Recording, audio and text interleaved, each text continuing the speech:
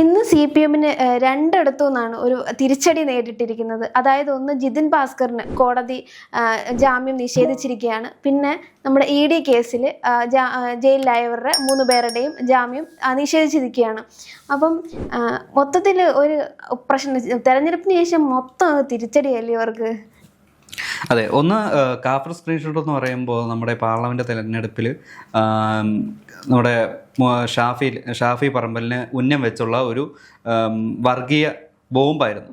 അതായത് അവിടെ ഒരു വർഗീയ കലാപം ഉണ്ടാക്കി CPM-ന് വിജയം ഉണ്ടാക്കാൻ വേണ്ടി ഒത്തുകളിച്ച ആ ഒരു കളിയിലെ പ്രധാന സൂത്രധാരനായ ജിതിൻ ഭാസ്കർ തൻ്റെ നിരപരാധിത്വം തെളിയിക്കാനും അല്ലെങ്കിൽ ഇത് രാഷ്ട്രീയ പ്രേരിതമാണ് എന്നെല്ലാം ബാധിച്ചെങ്കിലും ആ കോടതി ചെവിക്കൊണ്ടില്ല. കാരണം അത്രയേറെ സോളിഡായ തെളിവുകൾ അല്ലെങ്കിൽ ആ ഒരു സാഹചര്യ തെളിവിന്മേലാണ് ഈ ഒരു ജിതിൻ്റെ മേലുള്ള ആ ഒരു ജാമ്യാപേക്ഷ തള്ളാൻ വേണ്ടി കോടതിക്ക് കാരണമായത്. ഇത്രയേറെ വർഗീയ പരാമർശങ്ങൾ നടത്തുന്ന ഒരാൾ ഈ ഒരു സമൂഹത്തിലേക്ക് ജാമ്യം അനുവദിച്ച് അയാളെ സ്വതന്ത്രനാക്കിയാൽ ഈ തെളിവുകൾ നശിപ്പിക്കാനുള്ള എല്ലാവിധ മാർഗങ്ങൾ ചെയ്യും എന്നൊരു പ്രോസിക്യൂഷൻ്റെ വാദവും ഈ കോടതി ഉൾക്കൊണ്ടാണ് ഈ ഒരു ജാമ്യം നിഷേധിച്ചത്.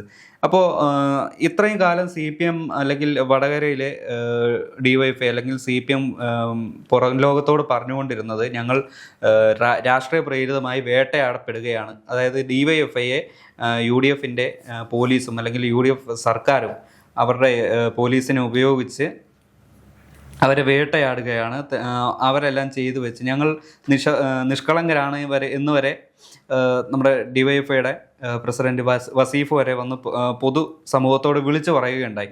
പക്ഷേ ഈ ഒരു പൊതുസമൂഹത്തിലുള്ള വിളിച്ചു പറച്ചിലല്ല, അതായത് കോടതിക്ക് വേണ്ടത് ആധാരമാണ്. ആ ഒരു തെളിവുകളെല്ലാം SIT കൃത്യമായി ശേഖരിച്ച് സമർപ്പിച്ചതിൻ്റെ ഫലമായിട്ടാണ് CPM-ന് ഇതുപോലൊരു തിരിച്ചടി നേരിട്ട്. അത് മാത്രമല്ല, ഇപ്പോൾ അതുപോലെ തന്നെ ഇന്ന് തന്നെ മറ്റൊരു കേസിൽ 3 പ്രതികളുടെ ജാമ്യാപേക്ഷ തള്ളിയിരിക്കുകയാണ്. പ്രതിപക്ഷ നേതാവ് പിണറായി വിജയൻ്റെ വസതിയിലെ ED റെയ്ഡിനിടെ അല്ലെങ്കിൽ ആ ഒരു റെയ്ഡിന് ശേഷം മടങ്ങിയ ഉദ്യോഗസ്ഥരെ ഇഷ്ടിക കൊണ്ടും വടി കൊണ്ടും അതുപോലെ ചീമുട്ട എല്ലാം എറിഞ്ഞ് അവരെ ഉപദ്രവിച്ച CPM പ്രവർത്തകരെ അകത്തായിരുന്നു.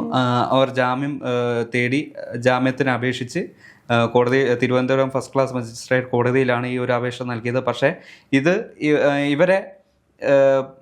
ഇവർ ചെയ്ത കുറ്റം ലഘൂകരിക്കാവുന്ന ഒന്നല്ല, ഏറെ ഗൗരവതരമാണ്. ഇവരെ ആ ഒരു സിസ്റ്റത്തിനെതിരെയാണ് ഇതുപോലൊരു തെരുവിൽ കിടന്ന് യുദ്ധം ചെയ്തത്. ഇത് പൊതുജനങ്ങൾക്ക് തെറ്റായ സന്ദേശം നൽകും ഇവരെ പുറത്തുവിട്ടാൽ എന്ന് നിരീക്ഷിച്ചാണ് കോടതി ഇവരുടെ ജാമ്യം റദ്ദാക്കുന്നത്.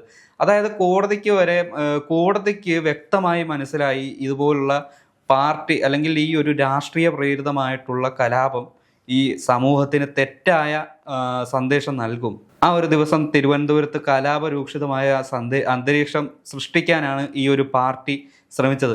പക്ഷേ എന്തിനാണ് ഈ ഒരു CPM പ്രവർത്തകർ ED ഉദ്യോഗസ്ഥരെ ആക്രമിച്ചത്? അതായത് മാസപ്പടി കേസിൽ പ്രതി ചേർക്കപ്പെട്ട ഒരു അക്യൂസ്ഡിൻ്റെ അടുത്ത് ഈ രേഖകളും കാര്യങ്ങളും എല്ലാം പരിശോധിക്കാൻ പോയ ഗവൺമെൻറ് ഒഫീഷ്യൽസിനെയാണ് ഇവർ മർദ്ദിക്കുന്നത്. അല്ലെങ്കിൽ കൊലപാതക ശ്രമം കൂടി എഴുതി കൊടുത്തിട്ടുണ്ട്, വധശ്രമം കൂടി ഈ ഒരു കേസിൽ ഉൾപ്പെടുത്തിയിട്ടുള്ളതാണ്. അപ്പോൾ ഇത് ഏറെ ഗൗരവതരമായിട്ടുള്ള ഒരു കേസ് എന്ന രീതിയിൽ നിരീക്ഷിച്ചാണ് ഇവരുടെ ആയിട്ടുള്ള ഒരു ജാമ്യാപേക്ഷ കോടതി തള്ളുന്നത്.